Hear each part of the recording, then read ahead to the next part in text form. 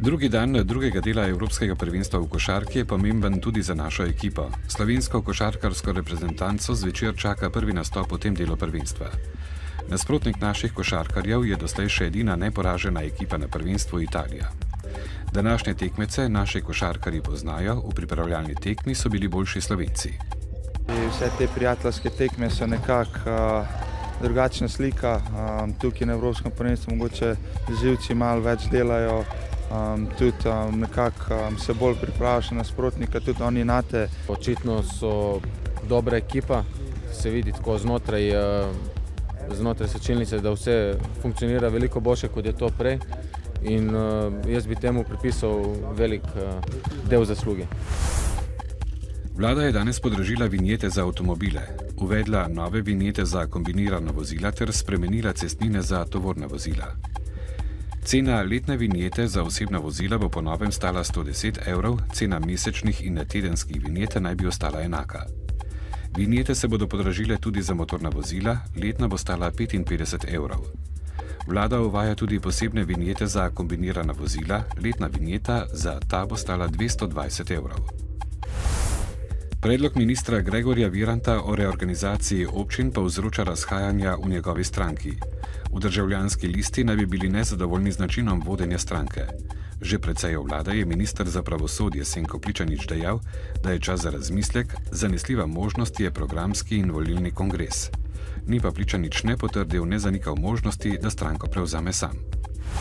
V Mariboru se danes začenja 7. bienale lutkovnih ustvarjalcev Slovenije. Gre za osrednji nacionalni lutkovni festival, na katerem je predstavljen prerez slovenske lutkovne ustvarjalnosti zadnjih 2 let. Selektor Uroš Trefalt je v tekmovalni program izmed 45 prijavljenih uvrstil 11 predstav. Festival prinaša tudi bogat spremljevalni spored, ki je namenjen druženju in izmenjavi izkušenj med lutkovnimi ustvarjalci. Gospodarsko razstavišče v Ljubljani je te dni namenjeno otrokom. Na njem poteka sejem za družine Otroški bazar.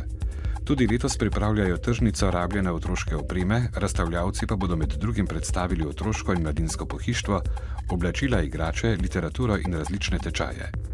Zbirali pa bodo tudi nove ali dobro ohranjene rabljene šolske potrebščine, ki jih bodo namenili otrokom iz socialno šibkih družin. Končajmo s športno novico. Mednarodna nogometna zveza je objavila novo jakostno lestvico, na kateri je Slovenija v primerjavi z avgustom napredovala za 16 mest.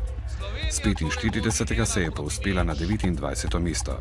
Še vedno vodijo Španci, na drugo mesto se je s 4. prebila Argentina, Nemčija pa je padla na 3. mesto.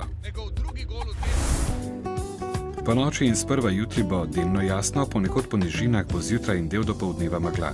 V petek čez dan bo spremenljivo oblačno, nastale bodo krajevne plohe. V soboto bo sončno, več oblačnosti bo v zahodni Sloveniji. Na Primorskem bodo možne manjše krajevne padavine. Zjutraj in dopoldne bo po nižinah megla. V nedeljo se bo pooblačilo, čez dan se bodo od zahoda začele pojavljati padavine. Ponekod bo pihal jugozahodni veter. Danes v dnevniku televizije Maribor. Bančni uslužbenci trepetajo za delovna mesta. Odpuščale bodo skoraj vse banke. Prva državna pomoč naj bi v Maribor prispela že v mesecu oktobru. Tudi Maribor se skuša približati košarkarskim navdušencem. Današnje tekme si bo moč ogledati tudi na trgu Leona Štuklja. Novice Štajerske, Pomurja in Koroške ob 18.